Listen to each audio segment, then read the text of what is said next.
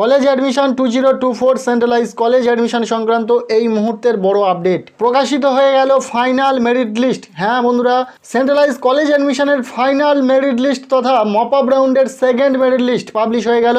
যারা first merit লিস্টে কলেজে ভর্তির কোনো সুযোগ পায়নি তারা এই মপ আপ রাউন্ডের সেকেন্ড মেরিট লিস্টে আশা করছি কোনো না কোনো কলেজে তাদের ভর্তির সুযোগ হয়েছে। সো অনলাইনে পেমেন্ট করে কত তারিখের মধ্যে তোমাদের অ্যাডমিশন নিতে হবে সেটা ভিডিওতে জানাবো। পাশাপাশি যারা ফার্স্ট মেরিট লিস্টে চান্স পেয়েছিলে এবং অটো আপগ্রেডেশন ইয়েস করে অ্যাডমিশন নিয়েছিলে, যদি তারা হায়ার প্রেফারেন্স পেয়ে যায় সেক্ষেত্রে তাদের নতুন কলেজে ভর্তির জন্য অ্যাডমিশন ফিস হিসাবে গতবারের অ্যাডমিশন ফিসটা কি অ্যাডজাস্ট হবে সেটা নিয়ে অবশ্যই বলবো। পাশাপাশি কবে ডকুমেন্টস ভেরিফিকেশন হবে, এছাড়াও সেন্ট্রালাইজ অ্যাডমিশন পোর্টালের নতুন নোটিশ এসেছে, নোটিশে কি বলা হয়েছে সমস্তটাই শেয়ার করছি। কাজে ভিডিওটি শেষ পর্যন্ত দেখবে, ভালো লাগলে লাইক করবে, আমাদের এই চ্যানেলে নতুন হয়ে থাকলে অবশ্যই চ্যানেলটিকে সাবস্ক্রাইব করে রাখবে। প্রকাশিত হয়ে গেল মপ আপ রাউন্ডের সেকেন্ড মেরিট লিস্ট। যারা কলেজে ভর্তির সুযোগ পেয়ে গেছো, অর্থাৎ যারা এই মপ আপ রাউন্ডের সেকেন্ড মেরিট লিস্টে চান্স পেয়েছো, তোমাদেরকে অ্যাডমিশন ফিস পেমেন্ট করে প্রফেশনাল অ্যাডমিশন নিতে হবে আগামী 30 আগস্টের মধ্যে। 27 থেকে 30 আগস্ট পর্যন্ত তোমরা সময় পাচ্ছ। যারা সেকেন্ড মেরিট লিস্টে কোনো কলেজে অ্যালোটেড হয়েছে অবশ্যই অ্যাডমিশন নিয়ে নেবে এই সময়ের মধ্যে।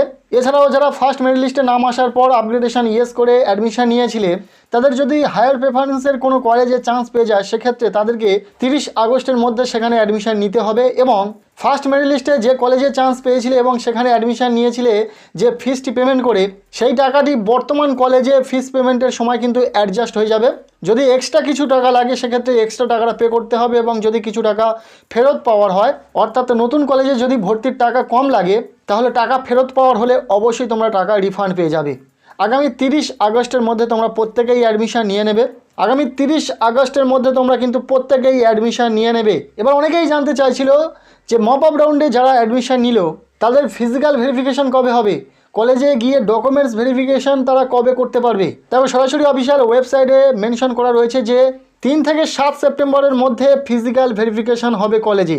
তবে তুমি যে কলেজটিতে অ্যাডমিশন নিয়েছো সেই কলেজে তোমার সাবজেক্ট অনুযায়ী 3 থেকে 7 সেপ্টেম্বরের মধ্যে ওই কলেজ কবে ভেরিফিকেশন করবে, কোন দিনে ভেরিফিকেশন করবে, নাকি 3 থেকে 7 প্রত্যেকটা দিনই ভেরিফিকেশন হবে, সেটা কিন্তু তোমাকেই খোঁজ নিতে হবে।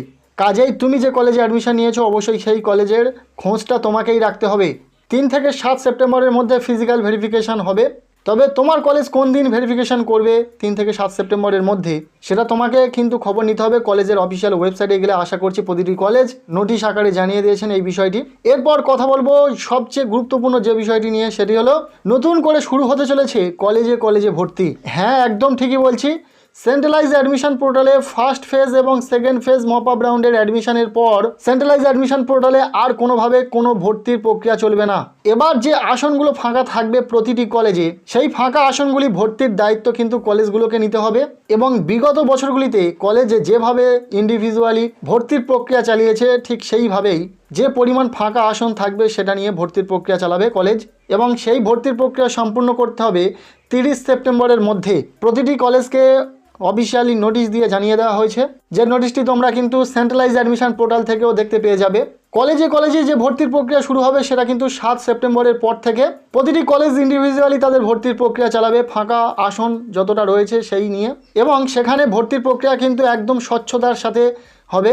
অনলাইনে যেমনভাবে ভর্তির প্রক্রিয়া হয় অনলাইন বেসড হবে, পাশাপাশি ফিস পেমেন্ট কিন্তু অনলাইনেই হবে। আর স্ট্রিক্টলি এটা জানিয়ে দেওয়া হয়েছে মেরিট বেসড কিন্তু অ্যাডমিশন প্রক্রিয়া চলবে। সো যারা এখনও পর্যন্ত ভর্তি হতে বাকি রয়েছে অবশ্যই তোমাদের জন্য এটা খুশির খবর। নতুন করে প্রতিটি কলেজে তাদের ফাঁকা আসন নিয়ে কিন্তু ভর্তির প্রক্রিয়া শুরু হবে 7 সেপ্টেম্বর পর। অফিসিয়াল নোটিশটি আমি এই মুহূর্তে স্ক্রিনে রেখেছি, তোমরা দেখে নিয়েছো আশা করছি। তাই যারা এখনও পর্যন্ত কোনো কলেজে ভর্তি হতে পারোনি তোমাদের জন্য এটা একটা সুবর্ণ সুযোগ। ঘাবড়ানোর কিছুই নেই। সেন্ট্রালাইজ অ্যাডমিশন পোর্টালের ভর্তির প্রক্রিয়া সম্পূর্ণ করার পরেই কিন্তু প্রতিটি কলেজ তাদের ফাঁকা আসন নিয়ে নিজভাবে ভর্তির প্রক্রিয়া শুরু করবে। সো আজকের এই ভিডিওটি এতটুকুই। ভালো লেগে থাকলে লাইক করো, আমাদের এই চ্যানেলে নতুন হলে চ্যানেলটিকে সাবস্ক্রাইব করে রাখো, এবং পারলে ভিডিওটি বন্ধুদের সাথে প্রচুর শেয়ার করে দাও।